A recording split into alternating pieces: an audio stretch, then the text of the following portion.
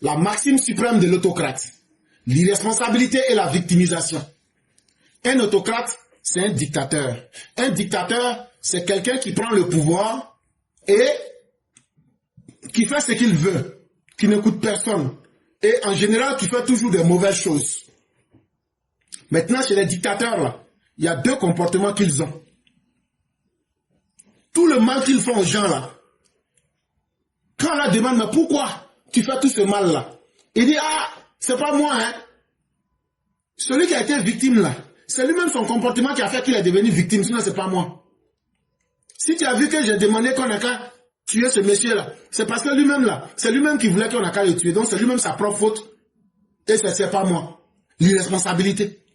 Le deuxième comportement des dictateurs, c'est eux qui sont toujours victimes. C'est eux que les gens provoquent toujours. Mais eux, là, eux provoquent jamais quelqu'un. Eux, là, eux ne font jamais de mal à quelqu'un. Ces défauts majeurs ne font pas un homme d'État et encore moins un chef démocratique. Donc quand tu es quelqu'un, tu es un dictateur, tu es un irresponsable et tu aimes toujours te victimiser, il faut savoir que tu ne seras jamais un homme politique, tu ne seras jamais un homme d'État et tu ne seras jamais quelqu'un qui va encadrer la démocratie. Est-ce que des exemples du genre existent? Oui. Laurent Gbagbo était un autocrate, un potentat, un despote, qui n'a jamais été un homme politique, encore moins un homme d'État, et n'a jamais été un chef politique qui incarne quelque démocratie que ce soit. Le chef du PPACI en est encore là. Et Laurent Gbagbo n'a pas pu dépasser le mauvais comportement de l'irresponsabilité de la victimisation des dictateurs. Il est toujours resté dans son comportement de dictateur. Le ressassement, l'amertume, l'irresponsabilité, la conscience victimaire, l'incapacité à assumer ses déclarations criminelles et tapageuses sur la répression des contestations politiques contre son pouvoir, l'incapacité à assumer les conséquences judiciaires de sa gouvernance criminogène. Je vous ai dit qu'un dictateur, même quand il fait du mal, là, il dit ceux à qui il a fait du mal, là, c'est eux-mêmes qui sont les responsables.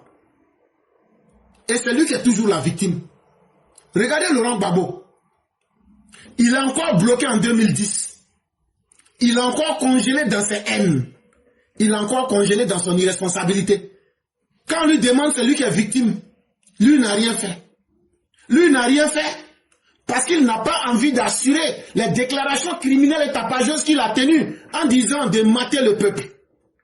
En disant que les militaires n'ont qu'à se défendre par n'importe quel moyen quand il prend le pouvoir en 2000.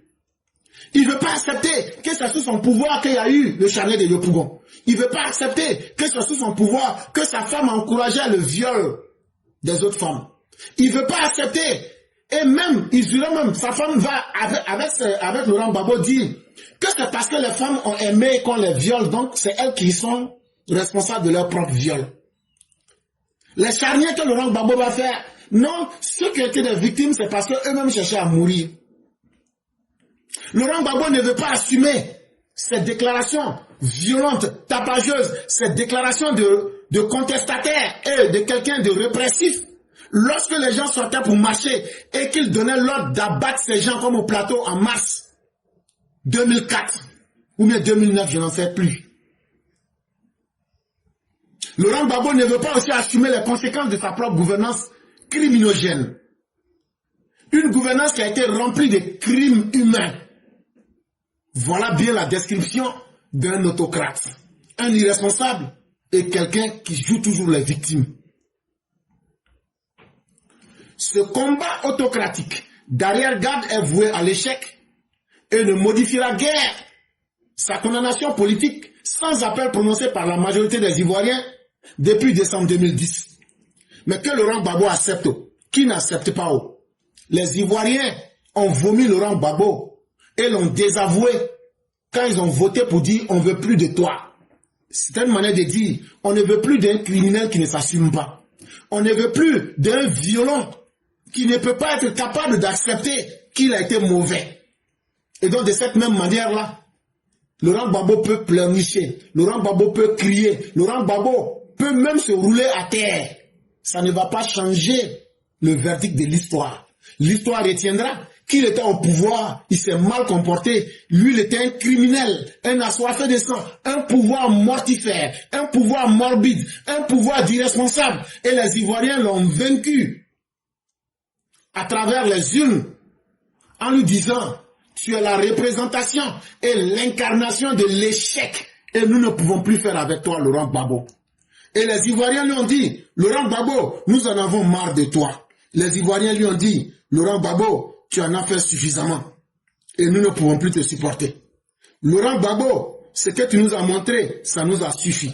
Laurent Gbagbo, tu as été l'ingénieur du chaos. Tu as été le seigneur de l'obscurité et de la chute, du pourrissement en Côte d'Ivoire pendant plus de 10 ans. Tu as été un homme éphémère et superficiel dans tes décisions. Tu as été un pédagogue de la corruption.